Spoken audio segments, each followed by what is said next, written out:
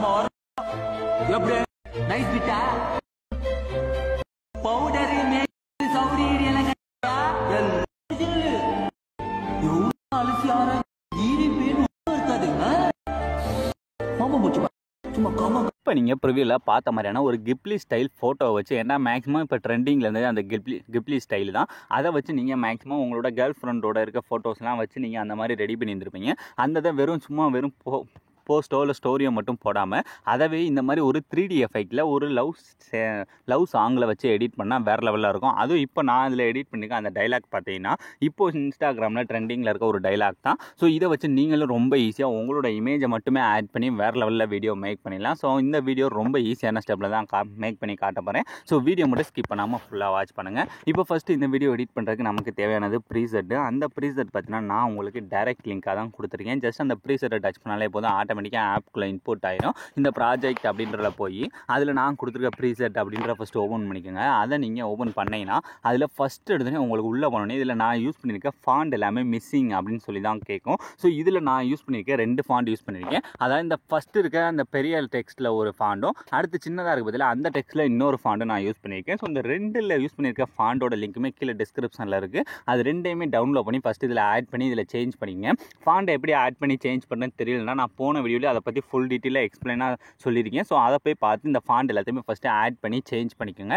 இப்போ நமக்கு ஃபாண்ட் எல்லாமே ஆட் பண்ணி முடிச்சாச்சு. இதே மாதிரி வீடியோட லாஸ்ட் வர ஃபாண்ட் எல்லாமே ஆட் பண்ணி முடிச்சதுக்கப்புறம் இனி நாம் எடிட் பண்ண போகிற இமேஜஸ் மட்டும் தான் ஆட் பண்ண போகிறோம். ஸோ அந்த இமேஜஸும் ரொம்ப ஈஸியாக அந்த கீழே இருக்க ஆரஞ்சு கலர் பேக்ரவுண்டில் தான் ஆட் பண்ண போகிறோம். ஆனால் அதை ஆட் பண்ணிட்டு அதை உங்களோட இமேஜுக்கு ஏற்ற மாதிரி அந்த டைலாக்ஸுக்கு ஏற்ற மாதிரி அதை வந்து மாற்ற போகிறோம். இப்போ ஃபஸ்ட்டு எக்ஸாம்பிளுக்கு இந்த இருக்க இந்த ஆரஞ்சு கலர் பேக்ரவுண்டை டச் பண்ணி இந்த கலர் அண்ட் ஃபில்லை டச் பண்ணி இந்த டெக்ஸ்ட்டை டச் பண்ணால் அவங்களோட ஃபைல் மேனேஜர் ஓப்பன் ஆக போகுது. இப்போ ஃபைல் மேனேஜர் ஓப்பன் ஆனதுமே இந்த இடத்துல நீங்கள் எடிட் பண்ண போகிறோம் உங்களுடைய இமேஜஸ் இருக்குது பதிலாக அதை வந்து ஆட் பண்ண போகிறோம். இப்போ எக்ஸாம்பிளுக்கு நான் ஒரு இமேஜை செலக்ட் பண்ணி இந்த மேலே ப்ளஸ் ஐக்கான கொடுத்தாலே போதும், ரொம்ப ஈஸியாக ஆட் ஆகிடுச்சா. இது கரெக்டாக இருக்கா எப்படின்னு பார்க்குறதுக்கு ஃபஸ்ட்டு இந்த 3D ஆப்ஷனை ஆன் பண்ணிக்கோங்க. இப்போ ஆன் பண்ணிங்கன்னா கரெக்டாக அந்த டைலாக்கு ஏற்ற மாதிரி நான் இதில் நான் ஆல்ரெடி இந்த இமேஜ் வச்சு தான் ரெடி பண்ணியிருந்தேன். அதனால் இந்த டைலாக் ஏற்ற மாதிரி கரெக்டாக இருக்குது. இப்போ எக்ஸாம்பிளுக்கு உங்களோட இமேஜ் வந்து இந்த சைடு இருக்குது, அதை இந்த சைடு இப்போ இந்த சைடு வந்து அந்த கேர்ளோட இமேஜஸ் இருக்குன்னா இப்போ அந்த டைலாக்ஸ்க்கு ஏற்ற மாதிரி நம்மளோட இமேஜ் இந்த சைடு கொண்டு வரணும்னா ஸோ இப்போ அந்த இமேஜை டச் பண்ணுறீங்க. அந்த மாதிரி இருக்க 3 டாட்டை டச் பண்ணி இந்த 2வது பார்த்தீங்கன்னா ஃபிட் ஹரிசாண்டல் இருக்கா, ஜஸ்ட் அதை கொடுத்துட்டு இப்போ அந்த டெக்ஸ்ட் வந்து கரெக்டாக நம்மளோட தலைக்கு மேலே இருக்க மாதிரி கையாலே சும்மா மூவ் பண்ணி இந்த மாதிரி கொஞ்சம் மூவ் பண்ணாலே போதும், 2 இமேஜுமே பர்ஃபெக்டாக செட் ஆகிடும். இப்போ இதில் நீங்கள் சேஞ்ச் பண்ணும்போது இப்போ இந்த லிரிக்ஸ் எல்லாம் பார்த்தீங்கன்னா இந்த இமேஜுக்கும் அதுக்கும் சம்மந்தம் இல்லாமல் எங்கேயே இருக்கும். இந்த மாதிரி நீங்கள் சேஞ்ச் பண்ணும்போது உங்களோட இமேஜோட சைஸுக்கு ஏற்ற மாதிரி அந்த லிரிக்ஸ் மேலே டச் பண்ணி கரெக்டாக அதை கொண்டு வந்து உங்களுக்கு எந்த இடத்துல வேணுமோ ஸோ மேக்ஸிமம் அந்த இமேஜோட பக்கத்துலேயே வந்து வைக்க பாருங்கள். அப்போ தான் அந்த டைலாக் ஏற்ற மாதிரி அந்த இமேஜுக்கு கரெக்டாக இருக்கும். ஸோ இப்போ ஃபஸ்ட்டு இதில் ஈஸியாக எப்படி சேஞ்ச் பண்ணுறேன்னு பார்த்தாச்சா. இதே மாதிரி அடுத்து 2வது இருக்குது. ஸோ 2வது இருக்கும் அதே மாதிரி தான் கலர் அண்ட் டச் பண்ணுறீங்க, இந்த டெக்ஸ்ட்டை டச் பண்ணுறீங்க, உங்களோட ஃபைல் மேனேஜர் ஓப்பன் ஆகும். ஓப்பன் ஆனதுமே இந்த இடத்துல எடிட் பண்ண போகிற அடுத்த இமேஜ் ஸோ இந்த மாதிரி இமேஜை செலக்ட் பண்ணி இந்த மேலே இருக்க ப்ளஸ் ஐக்கான கொடுக்குறீங்க.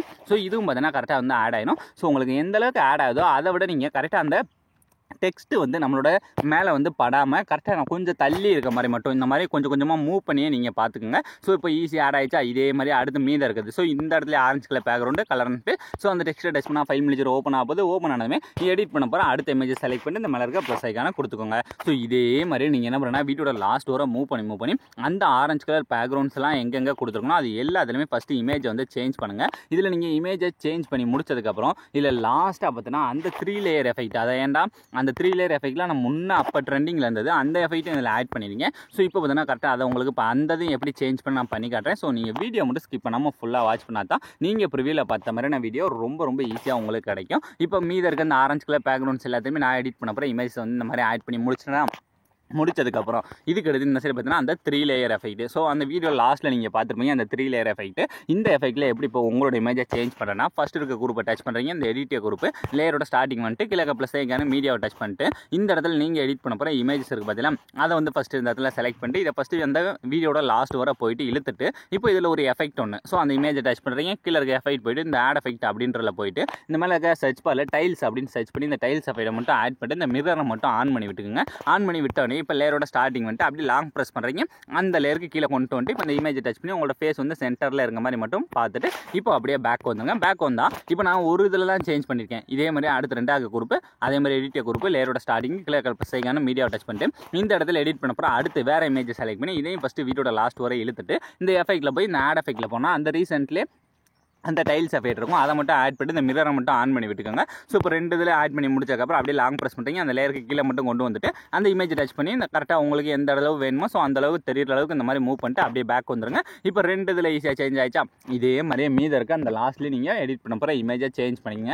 ஸோ அலாமரன் இந்த வீடியோ ரொம்ப ஈஸியான ஸ்டெப்பில் முடிஞ்சு. இதுக்கு அடுத்து இதில் நீங்கள் எந்த விதமான சேஞ்சஸ் எதுவுமே பண்ண போகிறதில்ல. ஸோ இப்போ இந்த வீடியோ நீங்கள் அப்படியே ஃபஸ்ட்லேருந்து ப்ளே பண்ணி பாருங்கள். நீங்கள் ப்ரிவியூவில் பார்த்த மாதிரியான ஒரு வேறு லெவலான ட்ரெண்டிங்கான ஸ்டேட்டஸை உங்களோட இமேஜ் யூஸ் பண்ணி நீங்களே ரொம்ப ஈஸியான ஸ்டெப்பில் மேக் பண்ணியிருப்பீங்க. ஸோ அலாமரன் இந்த வீடியோ முடிஞ்சு. ஸோ இந்த வீடியோ உங்களுக்கு பிடிச்சிருந்தா மறக்காமல் ஒரே ஒரு லைக் பண்ணிடுங்க. ஸோ தேங்க்ஸ் ஃபார் வாட்சிங்.